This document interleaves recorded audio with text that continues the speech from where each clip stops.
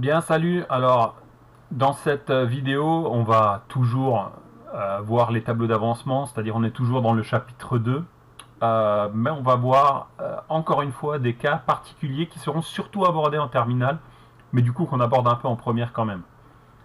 Alors, le titre de la vidéo paraît mystérieux, un tableau d'avancement, cas des réactions non totales, qu'on peut aussi appeler réactions limitées. Alors déjà, si on veut comprendre ce que c'est une réaction non totale, il faut comprendre ce que c'est une réaction totale. Là, c'est extrêmement simple. C'est-à-dire tous les tableaux d'avancement qu'on a vus jusqu'à présent dans les vidéos précédentes, c'était des réactions totales. En fait, c'est quoi une réaction totale? C'est une réaction pour laquelle il y a un ou plusieurs réactifs limitants et il y a un ou plusieurs réactifs qui tombent à zéro à la fin en mol, en quantité de matière.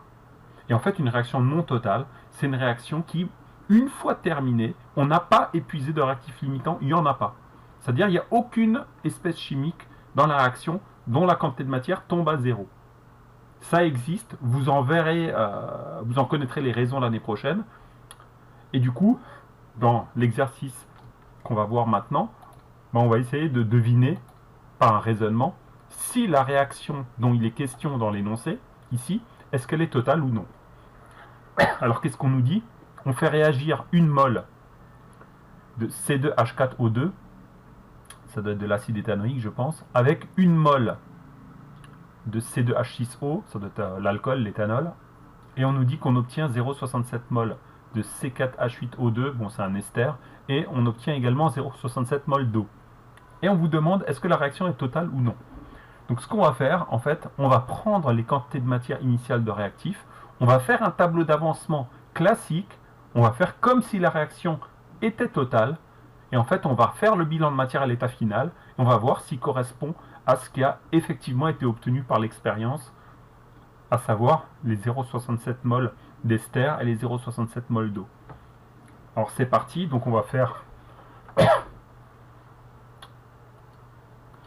Donc à ce moment-là, comme on ne nous demande pas explicitement de faire un tableau d'avancement, on va annoncer qu'on en fait un.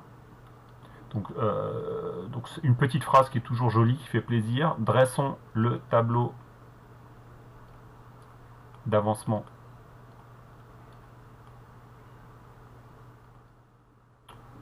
de la transformation chimique ou de la réaction, c'est plus court à écrire. Ok, alors ça marche comment? J'écris les formules C2H4O2 plus C2H6O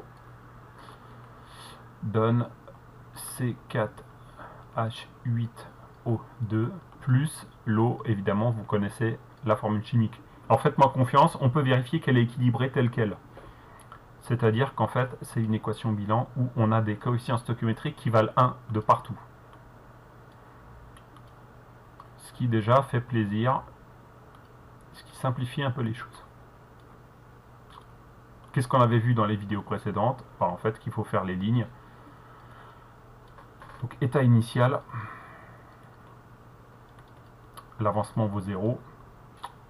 Donc à ce moment-là, on a une mole d'acide, on a également une mole d'alcool, et en fait, on n'a pas d'ester, on n'a pas d'eau.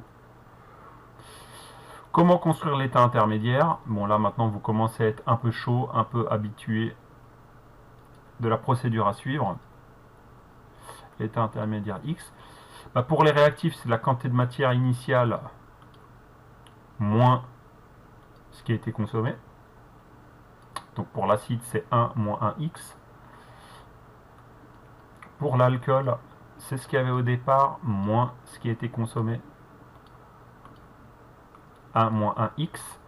Et pour les produits, en fait, c'est ce qu'il y avait au départ, c'est-à-dire rien, plus ce qui se forme.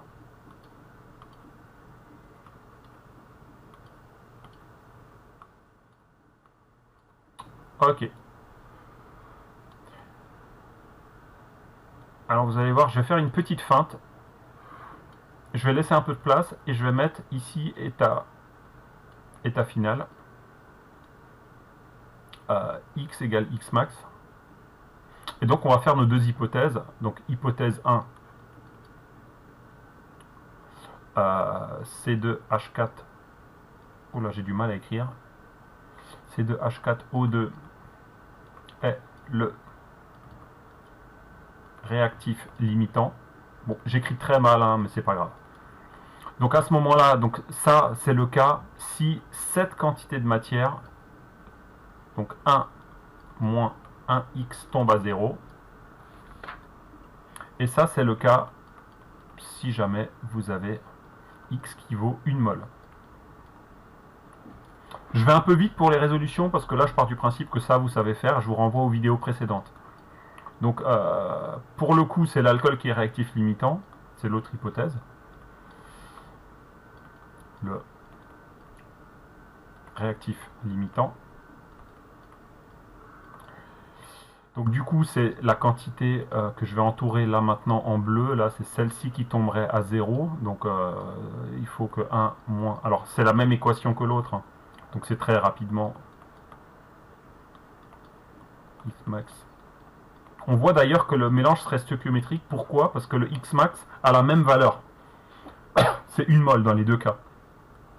Donc en fait, x max, normalement il faudrait choisir la plus petite valeur des deux, mais comme elles sont égales, bon ben voilà, x max. Et les deux réactifs sont limitants.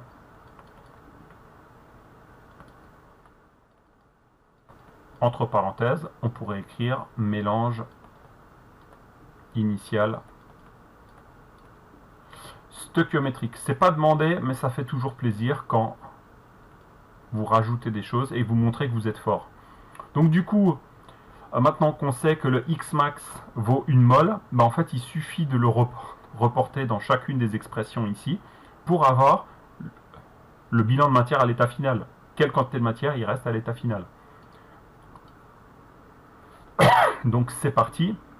Donc si on prend l'acide C2H4O2, ben 1 moins 1 fois 1, ça fait 0. Donc voilà, donc à l'état final il est complètement consommé, il est réactif limitant, pas de surprise. En ce qui concerne l'alcool C2H6O, si on fait 1 moins 1 fois 1, on tombe sur 0 aussi. C'est ce que je viens de dire, hein, le mélange il est stoichiométrique, donc ça veut dire que les deux quantités de matière vont tomber à 0.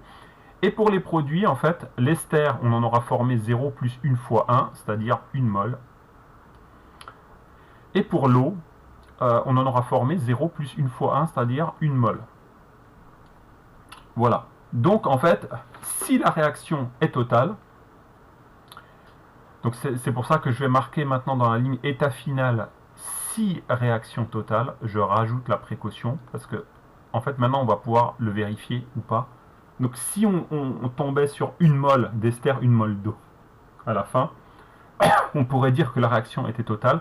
Or, on voit dans l'énoncé, je vais vous le montrer de nouveau avec le petit curseur, qu'en réalité, on n'a pas formé 1 mol, mais 0,67. Et c'est pas une question de temps, même si vous attendiez encore plusieurs heures, il ne se formerait pas plus d'ester et d'eau. La réaction, en fait, elle est terminée à ce moment-là. Donc, en fait, on a obtenu des valeurs à l'état final plus petites que ce qu'on avait prévu si la réaction était totale. Donc, en fait, le véritable état final, c'est pour ça que j'avais laissé une ligne en plus. Du coup, on va le noter x égale xf comme état final. Eh ben, on a formé 0,67 mol d'ester, 0,67 mol d'eau. Donc vous voyez bien que xf est égal à 0,67. Et donc il reste combien d'ester et d'eau? Vous faites 1 moins 1 fois 0,67. Donc il doit rester 0,33 mol d'acide. Donc on ne l'a pas complètement consommé, c'est pas un réactif limitant. Il reste la même quantité d'alcool. Puisque là, je vous rappelle que cette valeur-là qu'on a trouvée, en fait, c'est 0 plus 1 fois xf. Donc c'est xf qu'on a trouvé ici. Et là, ce qu'on est en train de calculer, c'est la valeur, l'état final, combien il reste de réactif. Donc il reste également 0,33 mol. Alors, petite remarque, quand c'est le cas, quand vous avez identifié, donc, alors, on peut l'écrire, hein, en fait, xf est égal à 0,67 mol et inférieur à x max qui est égal à 1 mol. Donc, la réaction n'est pas totale. Et quand une réaction n'est pas totale, c'est-à-dire on peut aussi l'appeler réaction limitée. En fait, au lieu de mettre dans l'équation bilan ici une seule flèche vers la droite, en fait on va mettre une double flèche. Et ça, vous en comprendrez la raison l'année prochaine. On met une double flèche. Voilà. Je voulais encore préciser quelque chose en plus. Ouais, alors là, du coup, c'est programme de terminal, mais comme vous êtes des boss, je vous l'apprends tout de suite. Du coup, quand une réaction n'est pas totale, il y a quelque chose qu'on a l'habitude de calculer, qu'on appelle le taux d'avancement. Comment il se calcule? Alors, on utilise la lettre grecque T, donc c'est-à-dire le taux, et on fait le rapport entre l'avancement réellement obtenu à l'état final et l'avancement maximal qu'on aurait atteint si la réaction était totale. Donc si on fait le calcul dans notre cas, en fait on fait le rapport 0,67 mol divisé par 1 mol.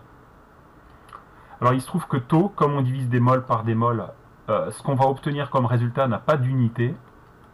0,67 divisé par 1, ça fait 0,67, que je peux aussi écrire sous la forme de pourcentage, 67%. Donc ça veut dire que en fait la réaction, si on traçait un axe des avancements, ici, on part d'un avancement de 0. Et si l'avancement maximal vaut 1, donc x max, ça veut dire que nous, la réaction, en fait, elle s'est arrêtée à 0,67 mol. Et qu'en réalité, la réaction, donc on est bien parti, alors je vais mettre un gros curseur, merde. Voilà. On est bien parti de 0 et la réaction a avancé, avancé, avancé, avancé, avancé, avancé, avancé, avancé, mais s'est arrêtée à 0,67 à XF et n'avance pas plus. Voilà, et ben on va s'arrêter là. À une prochaine vidéo. Ciao.